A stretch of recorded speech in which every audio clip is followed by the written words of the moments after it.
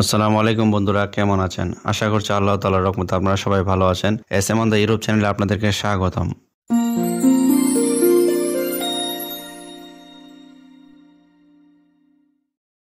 বন্ধুরা, আজকে আমি আপনাদের সাথে কথা বলবো 2026 সালের ইতালির ফ্লোসি এবং নুলাস্তার অ্যাপয়েন্টমেন্ট সম্পর্কে। এছাড়া যারা 2023, 24 এবং 25 সালে জমা দিয়েছিলেন তাদের করণীয় কি, এই সম্পর্কে আপনাদের সাথে কথা বলবো। তার আগে আপনাদের কাছে একটা অনুরোধ থাকবে, যারা আমার চ্যানেলটিতে নতুন রয়েছেন দয়া করে চ্যানেলটি সাবস্ক্রাইব করে রাখবেন, যেন আমার দ্য ইউরোপ সংক্রান্ত সকল ভিডিও আপনাদের কাছে পৌঁছে যায়। বন্ধুরা, যারা আপনারা 2023, 24 এবং 25 সালে ইতালির ভিসার জন্য নুলাস্তা পেয়ে ইতালির বিএফএস গ্লোবালে জমা দিয়েছিলেন বা অনেকে অ্যাপয়েন্টমেন্টের জন্য জমা দিতে পারেননি, বা এছাড়াও যারা ইমেল করে রেখেছেন অ্যাপয়েন্টমেন্ট পাননি, তাদের ভোগান্তি এবং অপেক্ষার শেষ নেই। আপনারা দীর্ঘদিন থেকে অনেক অপেক্ষায় রয়েছেন, কিন্তু কোনো ধরনের সমাধান হচ্ছে না। এখন আপনারা চিন্তার মধ্যে রয়েছেন কি করবেন। আপনারা একটা কথা মাথায় রাখবেন, যারা 2026 সালে জমা দিবেন বা জমা দিতে চাচ্ছেন, আপনারা সময়টি নষ্ট না করে দ্রুত জমা দিয়ে দেন। কারণ 2026 সালের জমা দেওয়ার জন্য এই নভেম্বর মাসের পুরোটা এবং ডিসেম্বর 7 তারিখ পর্যন্ত ফর্ম ফিল আপের কাজ চলবে অনলাইনে। আপনারা যারা যারা জমা দিবেন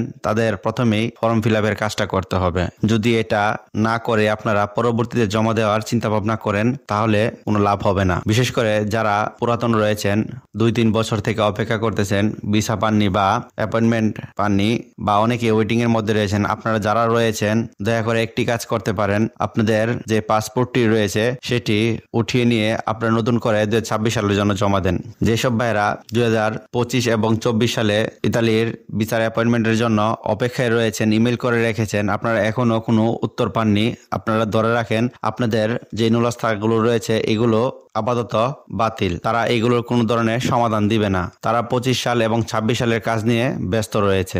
এই অপেক্ষার মধ্যে রয়েছেন। আপনাদের এই চিন্তাগুলো না করে 2026 সালের জন্য জমা দেন। কারণ 2026 সালে যারা জমা দেবেন, আপনাদের কোনো ধরনের অ্যাপয়েন্টমেন্ট নিতে হবে না, আপনারা কোনো ধরনের ইমেল করতে হবে না।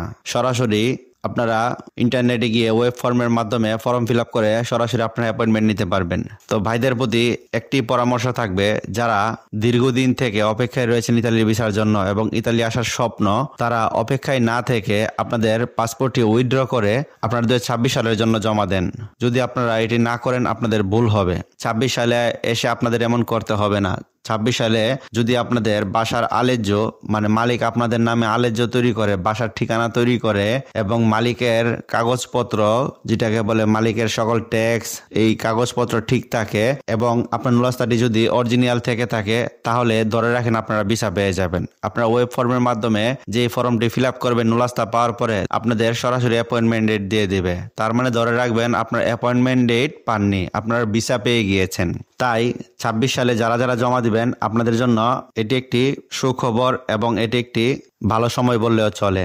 তাই সময়টি নষ্ট না করে যারা যারা 24 এবং 25 সালের বাইরে রয়েছেন, আপনারা দয়া করে আপনাদের পাসপোর্টটি উইথড্র করে এবং সময়ের অপেক্ষাটি বাদ দিয়ে আপনারা 26 সালের পথে হাঁটুন। আশা করি আপনারা ভিসা পেয়ে যাবেন। এবং 26 সালে ইতালি সরকার আরো অধিক লোক নেওয়ার চিন্তা ভাবনা করছে, যার ফলে আপনাদের আর দুর্নীতি বা ভোগান্তিতে পড়তে হবে না। এবং 26 সালের জন্য ইতালি সরকার তারা তাদের সার্ভার এবং তাদের নিয়ম নীতি কিছুটা পরিবর্তন করেছে, যার ফলে যারা দালালরা রয়েছে, এক সময় দালালরা যেভাবে বাটপারি করত বা চুরি করত, এইসব করা সম্ভব হবে না। কারণ দালালদের এইসব বাটপারির কারণে ইতালির যে বিএফএস গ্লোবাল এবং বাংলাদেশে অবস্থানরত ইতালি এম্বাসি রয়েছে, তারাও অনেক ভোগান্তিতে পড়তে হয়, যার ফলে যাদের নুলাস্তা সঠিক তারাও ভিসা পায় না। এইসব বাটপারি ঠেকানোর জন্য ইতালির সরকার তারা বিভিন্ন নিয়ম নীতি গ্রহণ করেছে। এই নিয়ম নীতি সবগুলো 2026 সালে প্রয়োগ হবে। যেসব ভাইরা 2026 সালে জমা দিবেন তাদের কপাল ভালো হবে এবং তাদের ভিসা পাওয়াটাও নিশ্চিত হবে।